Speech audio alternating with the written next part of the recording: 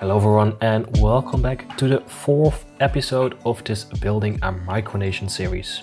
In the last videos we built these little villages and small city in this north area of the country. If you did not see those episodes yet, I recommend you to watch them first.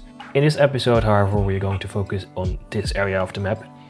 In particular, this little island over here where we are going to make the port of Rickland. And later on in the episode we focus on this area of the map where we will build the central business district with a lot of high-rise buildings. But yeah, first we start building on the island over here.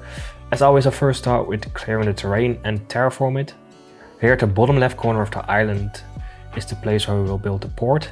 We need quite a lot of terrain to place the structure down, as you can see. I'm placing down a little road network first.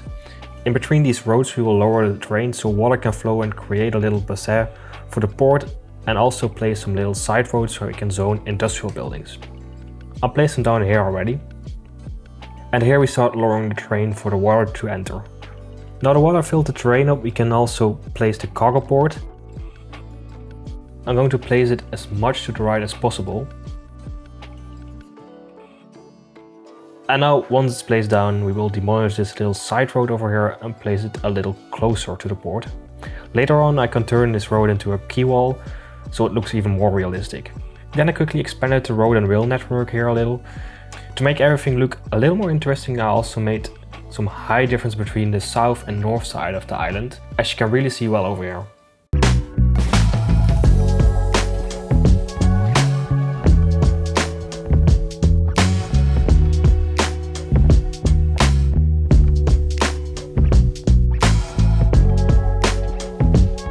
Here at the port I also forgot to place down this really nice upgrade, the warehouse. I think it's one of the nicest buildings in these kind of areas, since they will be very realistic to have in a port. So I'm placing down 2 of those. Then build a little parking space for all the workers that will be working here, to park their car, and I'm also detailing it up a little. And here at the south side of the port, we place down some boulders to stop the waves from eating up the terrain over here. Of course in Cities Skylines this wouldn't really happen, but in real life you would often see that at these kind of places. Besides that, it also makes it all look a little more interesting and mixed up.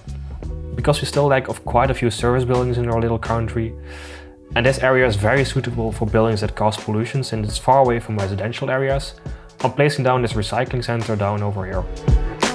In the last episode we also placed down some wind turbines, but they didn't meet the electricity demand of the country yet, so we are also going to place down this gas power plant and make a blend in with the island a little bit by creating some quay walls in the back of it.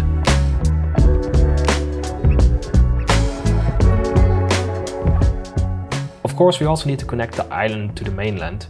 We're going to do that by placing this big highway bridge.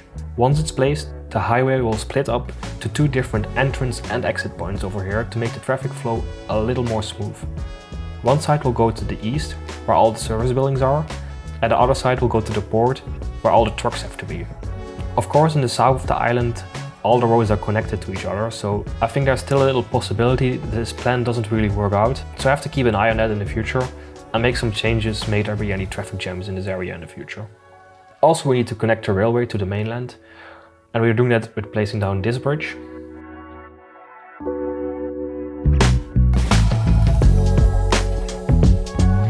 And then on the mainland it's time to make a really big intersection. I expect a lot of traffic to flow over the roads here, so I'm going to make some long smooth curves on the on and off ramps and really cross my fingers that there won't be too many traffic jams over here. I already know that this area will be some kind of bottleneck in the future, because this piece of highway is the only way possible yet to the port and the capital city. So maybe I'm forced to in the future to loop around the mountain range or so and make a second highway in the country. But as long as I don't need to do that, I'm also not going to, because I think that will make it a little more unrealistic. Also the railroad needs to be connected up, which I'm doing over here right now. Since I want to run a lot of trains through this country in the future, I'll place down loads of different tracks, as you can see. And because I don't only want to make a railway cross over the highway, here we're going to change a little up and let the railway run under the highway. Meanwhile on the island I quickly zone these industrial areas, and because I place a water treatment plant in the north of the island, I can't pollute the soil too much there, so I will place some low-rise office buildings over there. I don't know if it's true, but I read somewhere that if you place offices next to industrial areas, it will also decrease the amount of industrial buildings with smokestacks, which is also a plus in my opinion. And in the time we will let these zones grow on the island, we are going to focus on the mainland. I'm clearing the terrain here for the central business district to be placed down. First I start placing down a passenger harbor, and later on we will also place down a big railway station where all the trains that run in the country come together. So as you will see later in the video, there will be loads of railway infrastructure in this area of the map. Also making this pier over here to really give it more harbor look, if you can say it like that. Now everything at the waterfront is in place, I can start building the road layout. This really took me like half an hour or an hour or so I'm going to speed things a little up and start this time-lapse for you to enjoy. That also gives me the chance to ask you to subscribe to the channel if you didn't do so yet. I'm making a ton of episodes in this micronation series, so it will be sad if you miss out on that, of course. So hit the like button and enjoy this time-lapse.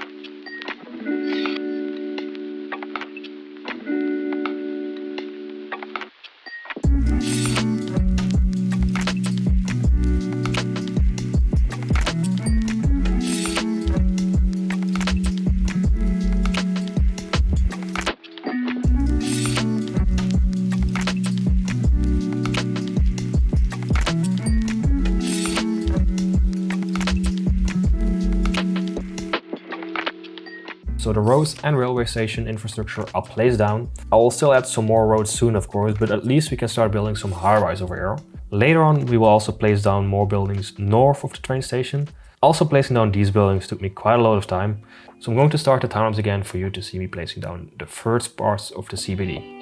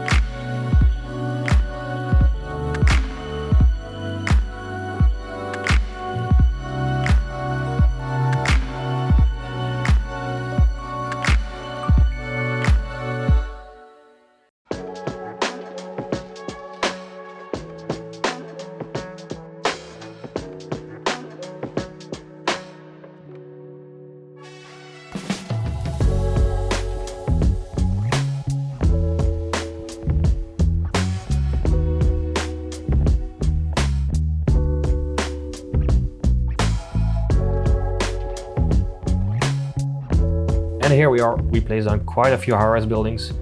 Of course, this won't be everything yet, but for now we're going to fill the surrounding area up a little bit and also connect the central business district to the highway, of course. Again, this took me an hour or so, so I'm also going to speed up the footage over here.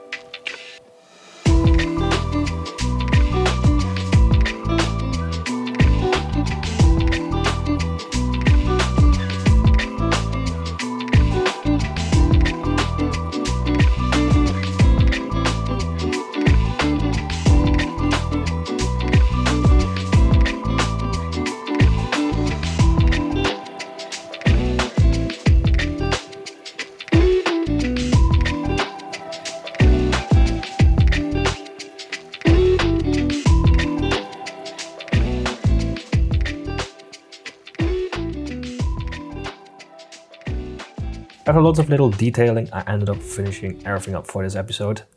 I kind of wanted to continue, but this build already cost me like 4 hours. At some point it's also time to stop. Pretty happy with the results so far, but we're going to build way more of the capital city around this area.